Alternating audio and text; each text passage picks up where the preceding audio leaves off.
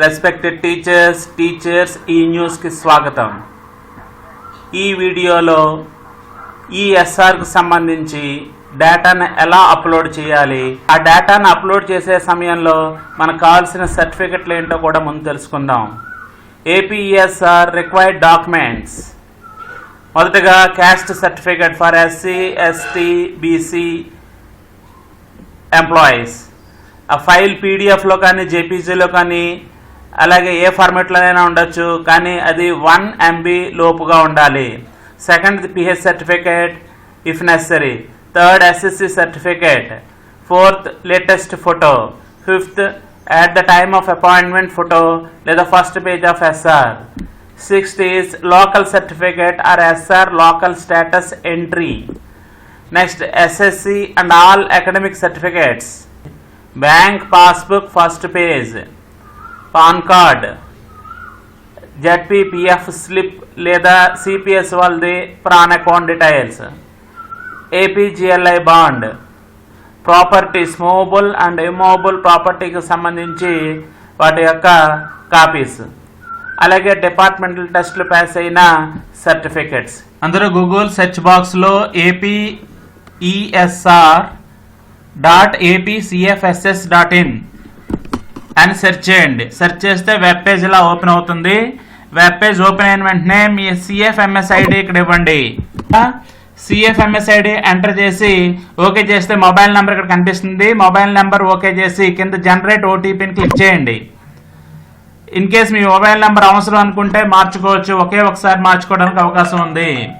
మీకు వచ్చిన మీ మొబైల్ నెంబర్కి వచ్చిన OTPని ఇప్పుడు ఎంటర్ చేయండి. ఎంటర్ చేసి ప్రొసీడ్ క్లిక్ చేయండి. ప్రొసీడ్ క్లిక్ చేస్తే ఇప్పుడు మనం సైట్లోకి ఎంటర్ అవుతాం. ఎంటర్ అయిన తర్వాత ఇక్కడ ఇన్స్ట్రక్షన్స్ ఉంటాయి. ఇన్స్ట్రక్షన్స్ అన్ని క్లియర్గా ఒకసారి చదువుకోండి. చదివిన తర్వాత ఈ service book entry left side టాప్లో ఉంది చూడండి, ఈ సర్వీస్ బుక్ ఎంట్రీ అని దాన్ని క్లిక్ చేయండి. క్లిక్ చేస్తే ఇక్కడ 1 to 11 మొత్తం 11 పార్ట్స్ వస్తాయి. 11 పార్ట్స్ తర్వాత ఇక్కడ లీవ్ లెడ్జర్ అని కూడా ఉంటుంది. ఈ మొత్తం 11 పార్ట్స్ని మనం ఒకదాని తర్వాత ఒకటి పర్టికులర్స్ అన్ని కూడా ఎంటర్ చేయవలసి ఉంటుంది. ఈ పర్టికులర్స్ అన్ని అప్లోడ్ చేయడానికి మన దగ్గర మన ఎస్ఆర్ కంపల్సరీ ఉండాలి. ఓకే, ఫస్ట్ పార్ట్ 1 పర్సనల్ డీటెయిల్స్లోకి వెళ్దాం. ఈ పర్సనల్ డీటెయిల్స్లో ఫస్ట్ ఎంప్లాయ్ డీటెయిల్స్. ఇక్కడ మళ్ళీ ఇక్కడ 7 కాలమ్స్ ఉన్నాయి. First employee details. ఎంప్లాయ్ డీటెయిల్స్లోకి వెళ్తే ఇక్కడ మీ పేరు, అలాగే మీ ఇంటి పేరు, జెండర్ ఉంటుంది. జెండర్ను కూడా మీరు సెలెక్ట్ చేయండి. అలాగే HRMS ID అంటే treasury ID, CFMS ID, Aadhaar number ఉంటుంది. అవసరమైతే ఆధార్ నెంబర్ మీరు మార్పు చేసుకోవచ్చు. అలాగే మెటీరియల్ స్టేటస్ సెలెక్ట్ చేయండి.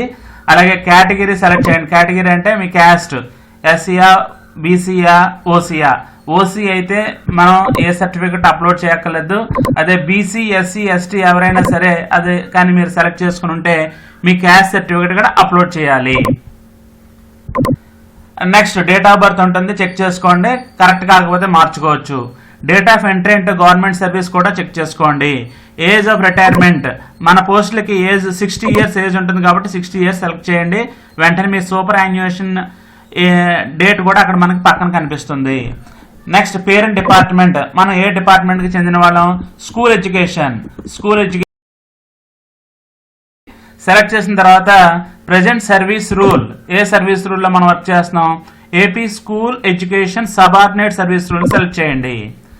దాని తర్వాత క్లాస్ ఆర్ బ్రాంచ్, ఇక్కడ స్కూల్ అసిస్టెంట్లు అందరూ క్లాస్ 1లో ఉంటారు. సెకండ్ గ్రేడ్ అసిస్టెంట్లు అందరూ SGTలు అందరూ కూడా క్లాస్ 3లో ఉంటారు. LPలు కూడా క్లాస్ 3, PETలు క్లాస్ 3లో ఉంటారు. స్కూల్ అసిస్టెంట్ క్యాడర్ అంతా కూడా క్లాస్ 1లో ఉంటారు. క్లాస్ 1 సెలెక్ట్ చేయండి. సెలెక్ట్ చేసిన తర్వాత పోస్ట్, ఇక్కడ మీ పోస్ట్ ఏంటో కూడా ఇక్కడ సెలెక్ట్ చేయండి. ఇన్ కేస్ మీరు కేటగిరీ ఈ క్లాస్ కానీ తప్పు సెలెక్ట్ చేస్తే మీ పోస్ట్ ఇక్కడ మీకు చూపించదు. అందుకని మీకు పోస్ట్ చూపించలేదంటే మీరు కేటగిరీ మార్చుకొని చెక్ చేసుకోండి. ఇలా స్కూల్ అసిస్టెంట్ మ్యాథ్స్ని సెలెక్ట్ చేసుకున్నాం. తర్వాత present post category school assistant and latest salary drawn, A DDO code నుంచి మీరు శాలరీ డ్రా చేస్తున్నారన్నది ఇక్కడ నోట్ చేయాలి. ఇక్కడ నోట్ చేసి ఉంటుంది, చెక్ చేసుకోండి.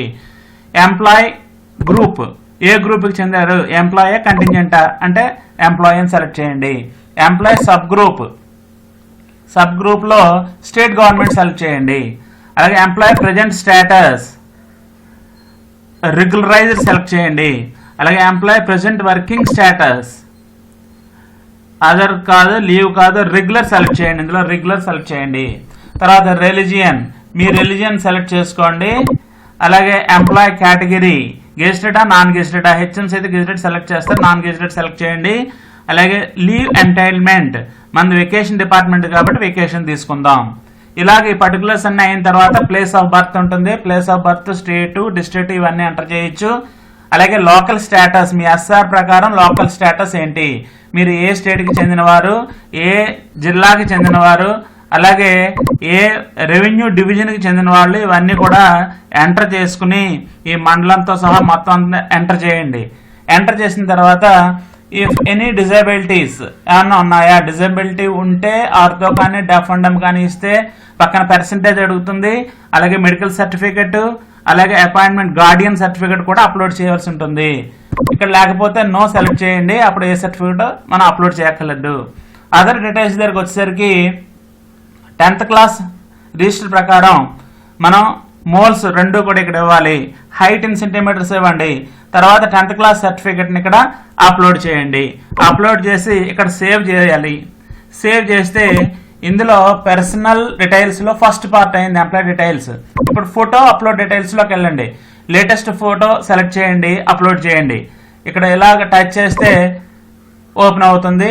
మీరు దాన్ని ఎక్కడో ఉంచుకొని దాని నుంచి ఆ పార్ట్ని మీరు సెలెక్ట్ చేసి అప్లోడ్ చేయొచ్చు. At the time of appointment photo ఉంటే ఆ ఫోటో అప్లోడ్ చేయండి, లేదా ఎస్ఆర్లో ఫస్ట్ పేజ్ని కానీ ఇక్కడ అప్లోడ్ చేసేయచ్చు. 12 months బిఫోర్ రిటైర్మెంట్ మీ స్పౌస్తో పాటు ఫోటో కూడా ఇక్కడ అప్లోడ్ చేయవలసి ఉంటుంది. సేవ్ చేయండి. నెక్స్ట్ ఫ్యామిలీ డీటెయిల్స్లోకి వెళ్ళండి.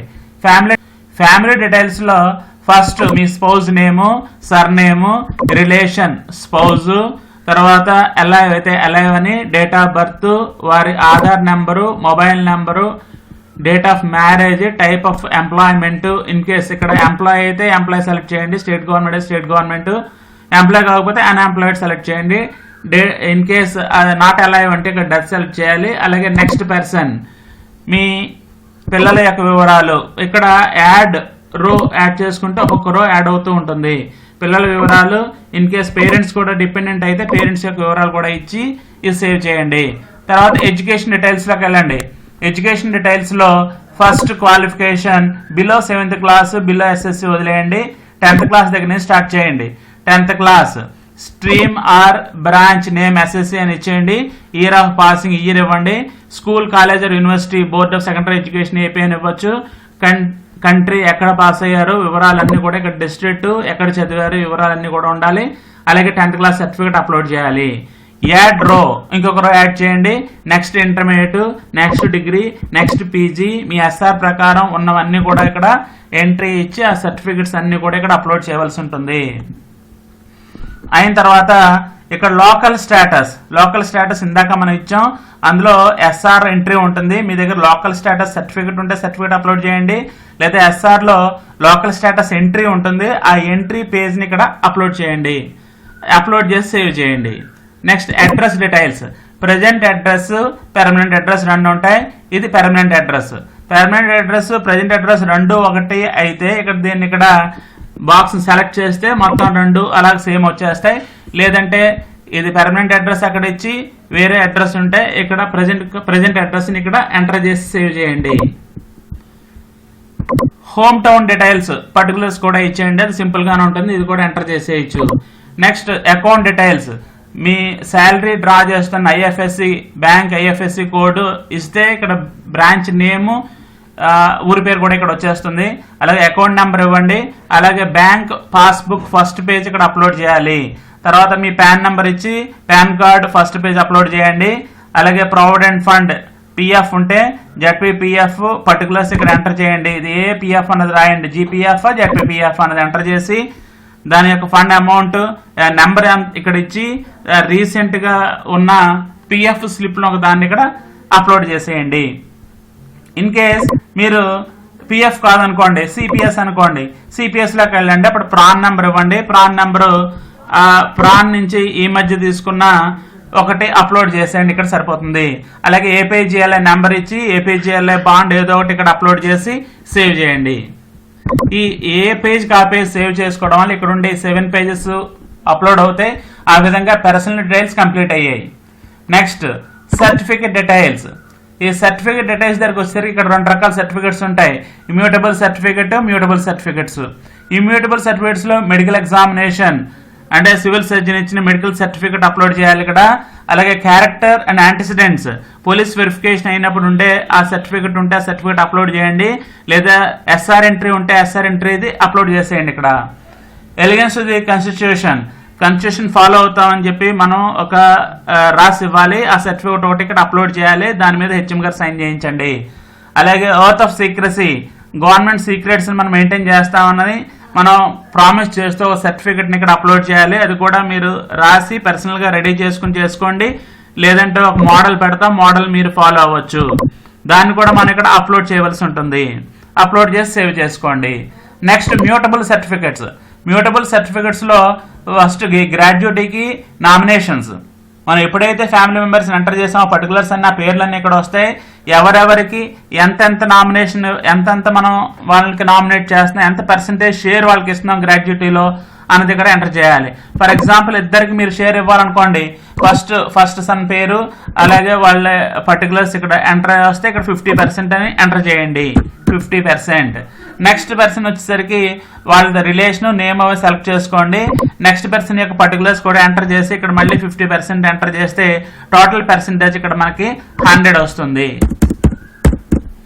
ఆ గ్రాడ్యుయేటీ తర్వాత జీపీఎఫ్ కానీ జెడ్పీపీఎఫ్ యొక్క నామినేషను, అలాగే లేదా ఎన్పిఎస్ నామినేషను, ఏపీజీఎల్ఐ ఇవన్నీ కూడా నామినేషన్స్ మనం ఇచ్చి సేవ్ చేసుకోవాలి. దేనికి దానికి ఇండివిజువల్గా సేవ్ చేయాలి.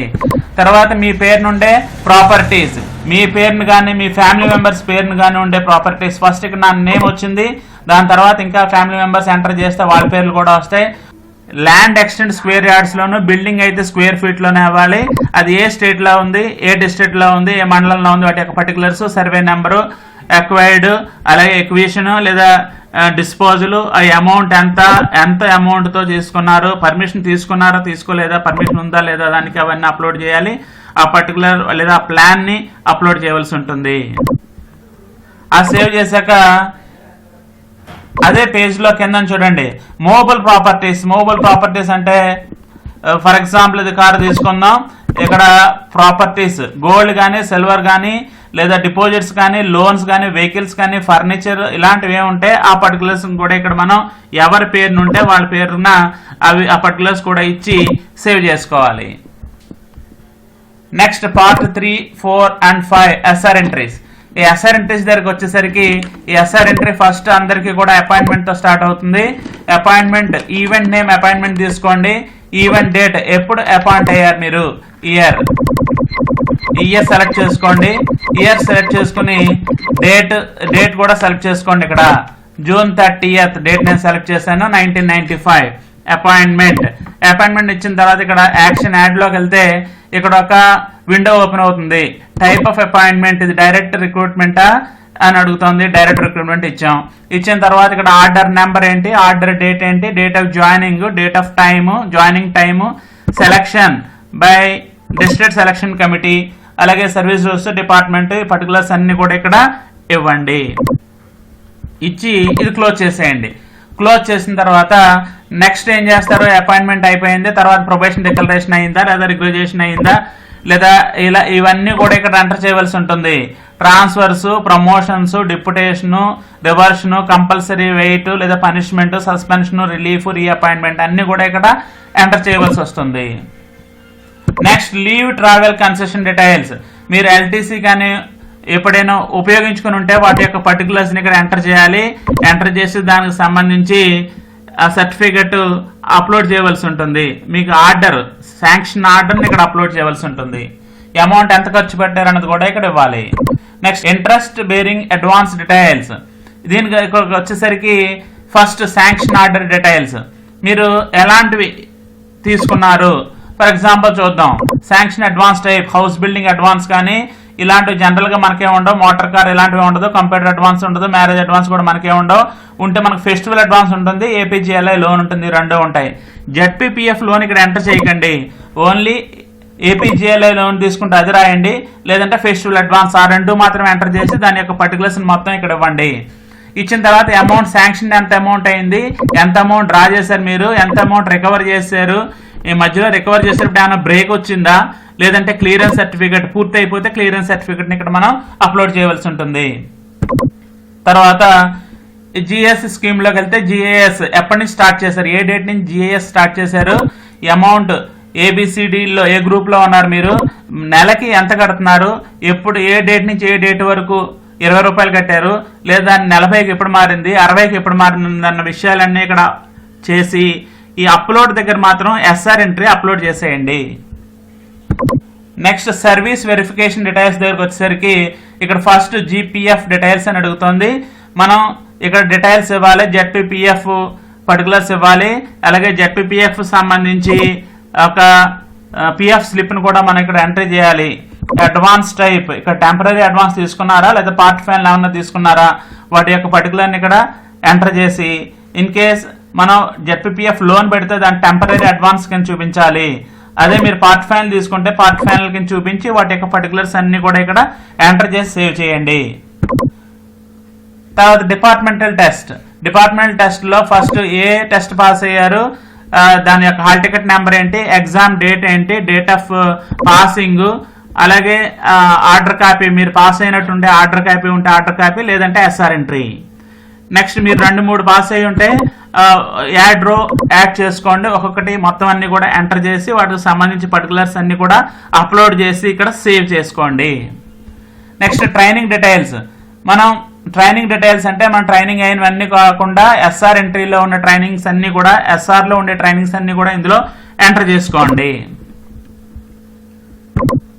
నెక్స్ట్ ఇన్సెంటివ్స్ దగ్గరకు వచ్చేసరికి ఎలాంటి ఇన్సెంటివ్స్ అంటే ఫైనాన్షియల్ ఇన్సెంటివ్ ఏమైనా ఇస్తే వాటి పర్టికులర్స్, లేదా అవార్డు కానీ వస్తే మీకు రివార్డులు ఏమైనా వస్తే వాటి పర్టికులర్స్, లేదా సేవా పథకం వస్తే వాటి యొక్క పర్టికులర్స్ని ఇక్కడ అప్లోడ్ చేయవలసి ఉంటుంది, అప్లోడ్ చేసి సేవ్ చేయవలసి ఉంటుంది. లాస్ట్లో లీవ్ లెడ్జర్ దగ్గరకు వచ్చేసరికి ఎరండ్ లీవ్ ఫస్ట్ ఇయర్స్ తీసుకుందాం. ఇయర్స్ మీరు ఎప్పటి నుంచి ఎప్పటి వరకు ఏమన్నా వాడారా, వాడితే ఎంత పీరియడ్, ఈ డేట్ ఫ్రమ్ టు డేట్ ఇచ్చేస్తే పీరియడ్ ఇక్కడ వచ్చేస్తుంది. క్రెడిట్ మనం ఎంటర్ చేస్తాం, టోటల్ లీవ్స్ ఎంత ఉన్నాయి, అలాగే మనం ఇప్పుడు ఎంత యూజ్ చేస్తాం, బ్యాలెన్స్ ఎంత అన్న పర్టికులర్స్ ఇక్కడ వస్తాయి.